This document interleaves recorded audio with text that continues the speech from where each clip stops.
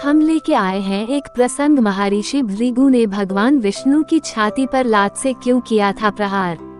राधे राधे दोस्तों, सुनहरी कहानियों चैनल में आपका स्वागत है। अनादिकाल से भक्त और भगवान का संबंध बहुत ही मधुर रहा है। कितने ही ऐसे भक्त इस धरातल पर हुए हैं जिनकी भक्ति ने उन्हें अमर कर दिया, जैसे भक्तराज प्रहलाद, भक्त शिरोमणि मीरा, दैत्यराज बलि आदि।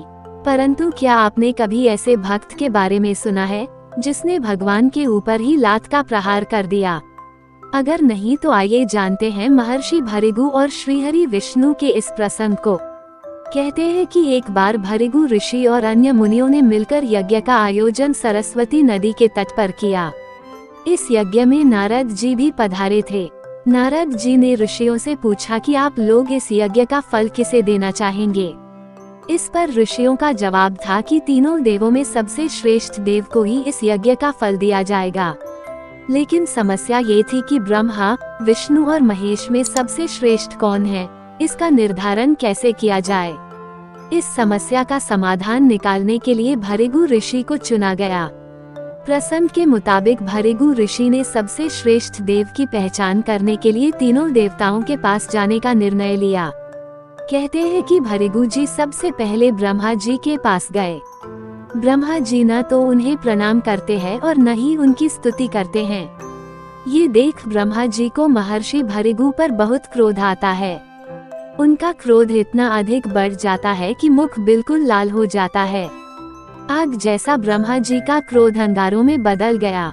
कुछ क्षणों बाद उन्होंने अपना गुस्सा ठंडा करने का प्रयास किया, ये सोचकर कि आखिर भृगु है तो उनके पुत्र ही। इस प्रकार उनकी विवेक बुद्धि ने क्रोध को दबा लिया। ब्रह्मा जी से भेंट करने के बाद महर्षि भृगु भगवान शिव से मिलने कैलाश पहुँचे।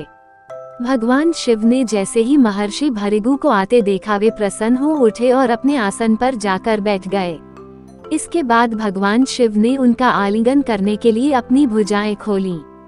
परंतु महर्षि उनका आलिंगन अस्वीकार कर देते हैं और कहते हैं कि महादेव अपने हमेशा ही धर्म, वेदों की मर्यादा का उल्लंघन किया है।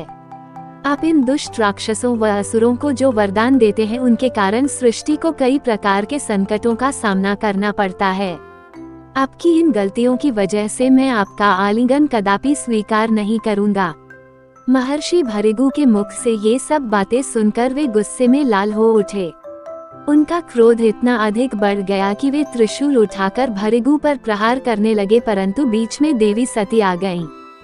फिर उन्होंने अनुनय विनय करके किसी तरह महादेव का क्रोध शांत किया। इस घटना के बाद महर्षि भृगु ने बैकुंठ धाम की ओर प्रस्थान किया। उस समय भगवान विष्णु देवी लक्ष्मी की गोद में सिर रखकर विश्राम कर रहे थे। महर्षि भृगु ने जाते ही भगवान विष्णु के वक्ष स्थल पर लात मारी। भगवान विष्णु तुरंत उठ खड़े हुए और कहा कि हे भगवान, आपके पैर पर चोट तो नहीं लगी? मुझे आपके आने का ज्ञान नहीं था। यहाँ आसन पर विश्राम कीजिए। भगवान विष्णु ने आगे कहा कि आपके चरणों के स्पर्श से मैं धन्य हो गया।